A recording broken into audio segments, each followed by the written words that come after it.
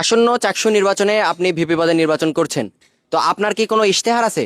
নিশ্চয়, আমি একজন বিপি ক্যান্ডিডেট, অবশ্যই আমার ইশতেহার আছে এবং আমার ব্যালট নাম্বার হলো 23। তো আপনার ইশতেহারগুলো কি কি এসব একটু আমাদের সংক্ষেপে জানাবেন। জি ধন্যবাদ আপনাকে। আমি সরাসরি ইশতেহারে যাচ্ছি। আমার প্রথম ও 1 নম্বর ইশতেহার হলো ঘুম পাগল শিক্ষার্থীদের জন্য। আমরা জানি বিশ্ববিদ্যালয়ের অধিকাংশ শিক্ষার্থীরাই রাত জাগে এবং তারা 3টা-4টার সময় ঘুমায়, ফলে সকালবেলা ক্লাসে এসে তারা ঘুমিয়ে পড়ে। তো যেসব শিক্ষার্থীরা ক্লাসে এসে ঘুমাবে তাদের জন্য খেতা, কম্বল, বালিশ এ সব কিছু সরবরাহ করবে স্বয়ং নির্বাচিত বিপি। পরীক্ষার প্রশ্নপত্র অতিরিক্ত কঠিন হলে আগাম প্রশ্নপত্র ফাঁস করা হবে, তবে শর্ত থাকে যে এই সুবিধা বুক করবে একমাত্র আমার নিজস্ব ভোটাররা। যেসব ডিপার্টমেন্টের সেশন জট রয়েছে সেসব ডিপার্টমেন্টে আমি 2টি কাজ করব।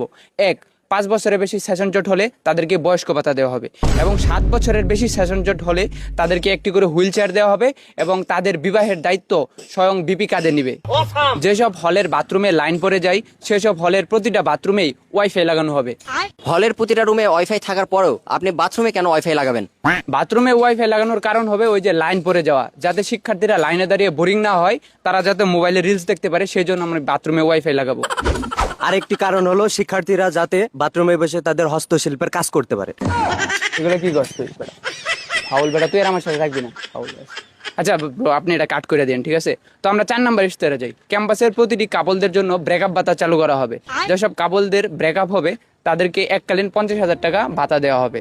তবে শর্ত থাকবে যে ব্রেকআপ হওয়ার পর ব্রেকআপের যথোপযুক্ত কারণ এবং প্রমাণ সহ ভাতার জন্য আবেদন করতে হবে।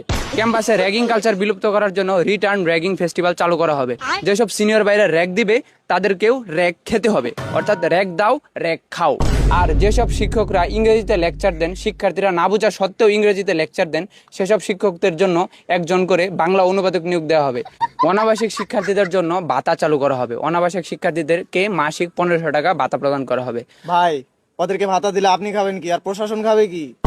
কথা তো তুই ঠিক বলেছিস। জি বস। ভাই আপনি এটা একটু কাট করে দিন আবার, ঠিক আছে? আগেরটার এটা একটু কাট করে দিন। যাই হোক, আমরা পরের ইশতেহারে যাচ্ছি।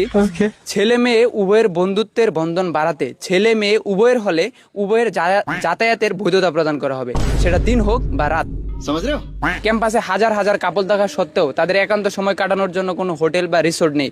তারা জঙ্গলে গিয়ে মশার কামড় খায়, রাত বিরাতে ঝুপঝাড়ে গিয়ে মশার কামড় খায়, শুয়োরের দৌড়ানি খায়, শিয়ালের দৌড়ানি খায়। আমি তাদের জন্য ফরাদ হলের পাশে একটি 7 স্টার হোটেল নির্মাণ করব।